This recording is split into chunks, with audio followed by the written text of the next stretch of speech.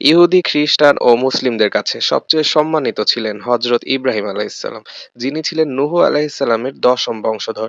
তিনি ইরাকের বাবিল শহরে জন্মগ্রহণ করেন এবং তার পিতার নাম ছিল আজর, যিনি মূর্তি নির্মাণ করত।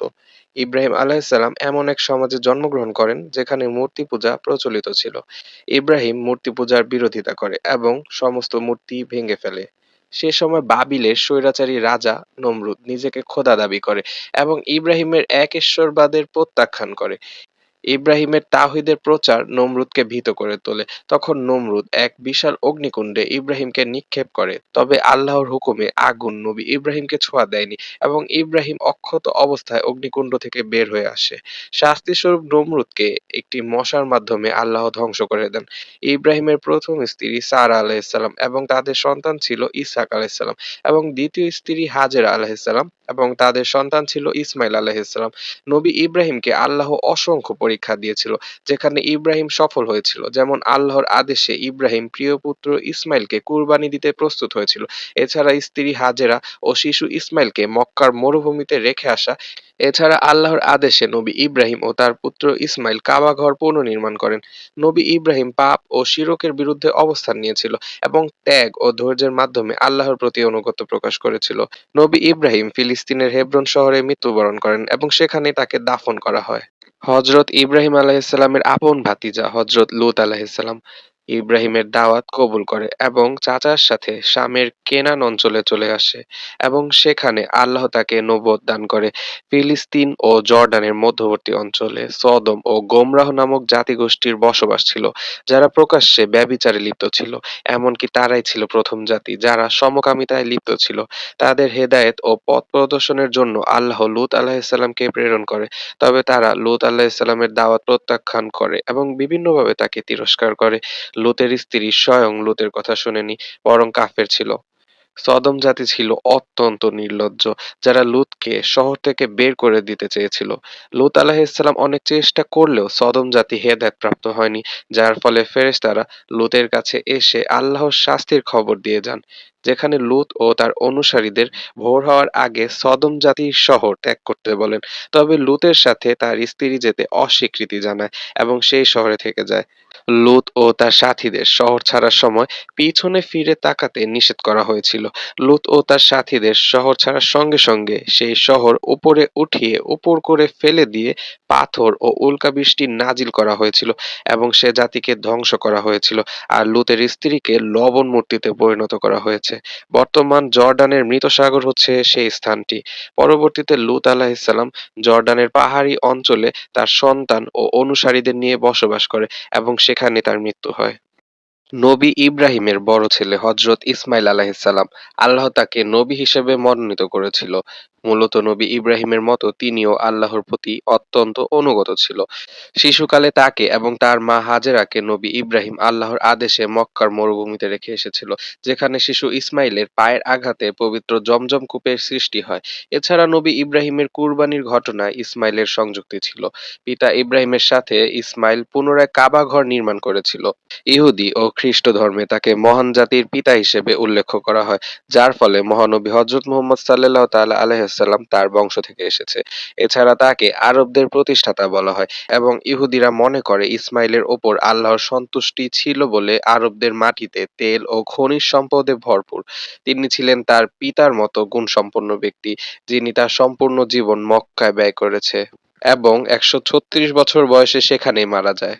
নবী ইব্রাহিমের দ্বিতীয় পুত্র ও নবী ইসমাইলের ছোট ভাই হযরত ইসহাক আলাইহিসসালাম আল্লাহর একজন নবী ছিলেন, যিনি কেনান বা ফিলিস্তিন অঞ্চলে বসবাস করতেন এবং তার বংশ থেকে মহানবী সাল্লাল্লাহু আলাইহি সাল্লাম ছাড়া সকল নবীর আগমন ঘটে। নবী ইসহাকের নাম পবিত্র কুরআনে ১৫ বার উল্লেখ করা হয়েছে। নবী ইসহাক ১৮০ বছর বয়সে মারা যায় এবং ফিলিস্তিনের হেব্রন শহরে আল খলিল নামক স্থানে পিতা ইব্রাহিমের পাশে তাকে দাফন করা হয়। নবী ইসহাকের পুত্র হযরত ইয়াকুব আলাইহিসসালাম, যাকে খ্রিস্টান ও ইহুদি ধর্মে জ্যাকব বা ইসরাইল নামে পরিচিত। তিনি ফিলিস্তিনে বসবাস করতেন এবং তার ১২ জন পুত্র ছিল, যাদের বনী ইসরাইল বা ইসরায়েলের বংশধর বলা হয়। তার প্রিয় পুত্র হযরত ইউসুফ আলাইহিসসালাম, যাকে তার ১০ ভাই চক্রান্তের মাধ্যমে পিতা ইয়াকুবের কাছ থেকে দূরে সরানো হয়, এবং ইউসুফের বিচ্ছেদ সে দীর্ঘ জীবন কাটিয়েছিল, এবং ইউসুফের বিচ্ছেদের শোকে সে কেঁদে অন্ধ হয়ে গিয়েছিলেন। তবে শেষ পর্যন্ত আল্লাহ তাকে ইউসুফের সাথে মিলিত করে। তিনি ১৪৭ বছর বয়সে মিশরে মৃত্যুবরণ করে এবং তাকে তার ইচ্ছা অনুযায়ী দাদা ইব্রাহিম ও পিতা ইসহাকের পাশে হেব্রনে দাফন করা হয়।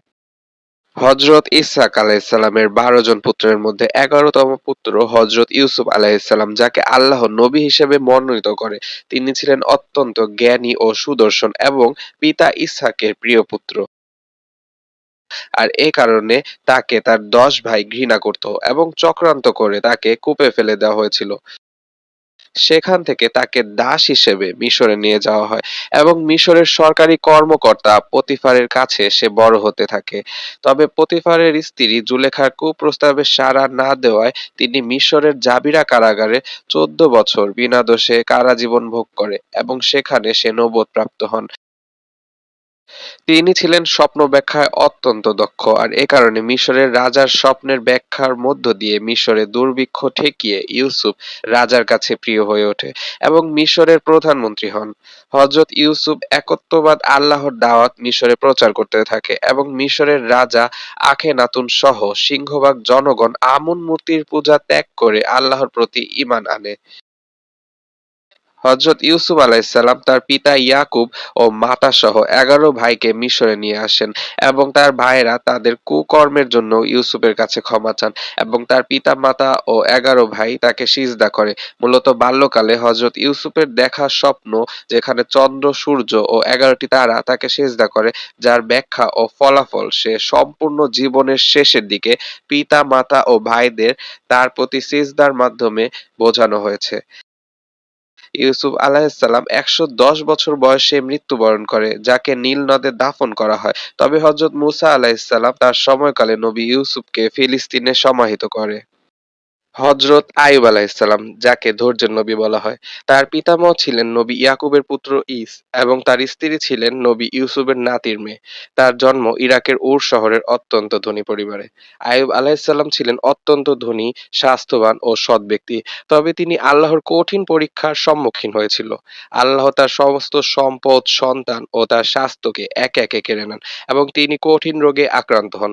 তিনি তীব্র শারীরিক কষ্ট ভোগ করলেও আল্লাহর প্রতি ঈমান মজবুত রাখে ও ধৈর্যের মধ্য দিয়ে গিয়েছিল, এবং ধৈর্যের ফলস্বরূপ আল্লাহ তাকে দীর্ঘ রোগের পর সুস্থ করে দেন এবং তার স্বাস্থ্য, সন্তান ও সম্পদ ফিরিয়ে দেন, এবং মৃত্যুর আগ পর্যন্ত তিনি সুখে জীবনযাপন করেন। তার কঠিন সময় তার স্ত্রী তার পাশে ছিল। হযরত আইয়ুব আলাইহিসসালামের অন্যতম সহকারী ছিলেন হযরত জুলকিফল আলাইহিসসালাম, যিনি আল্লাহর নবী ছিলেন। তিনি মাত্র ৭৫ বছর বেঁচে ছিলেন। তার ব্যাপারে কুরআনে বিস্তারিত কিছু উল্লেখ নেই, তবে তাকেও আইয়ুব আলাইহিসসালামের মতো ধৈর্যের পরীক্ষা দিয়েছিল এবং তিনি আল্লাহর কাছ থেকে বিশেষ পুরস্কারের অধীনে ছিলেন। তার মৃত্যু নিয়ে তেমন কোনো তথ্য উল্লেখ নেই, তবে তিনি বনী ইসরাঈলীদের জন্য সম্মানিত ব্যক্তিত্ব ছিলেন। হযরত শুআয়ব আলাইহিসসালাম ছিলেন আল্লাহর একজন নবী, যিনি ছিলেন ইব্রাহিমের বংশধর, এবং আল্লাহ তাকে মাদাইন জাতির হেদায়েতের জন্য প্রেরণ করেছিলেন। মাদায়েন জাতি মূলত গাছের পূজা করত এবং ব্যবসায়ে ও পণ্য মাপে কারচুপি করত। শুআয়ব আলাইহিসসালাম তাদেরকে আল্লাহকে মানতে ও দুর্নীতি প্রতারণা করতে নিষেধ করলে তারা শুআয়বকে তিরস্কার করে, যার ফলে আল্লাহ মাদায়ান জাতিকে ভূমিকম্প ও বিকট শব্দের মাধ্যমে ধ্বংস করে দেয়। হযরত শুআয়ব আলাইহিসসালাম ছিলেন হযরত মুসা আলাইহিসসালামের শ্বশুর। তার মৃত্যু সম্পর্কে কোনো সুস্পষ্ট তথ্য নেই, তবে মাদায়ান জাতি ধ্বংসের পর তিনি আল্লাহর হুকুমে অন্য অঞ্চলে তাওহীদের দাওয়াত প্রচার করতে থাকে।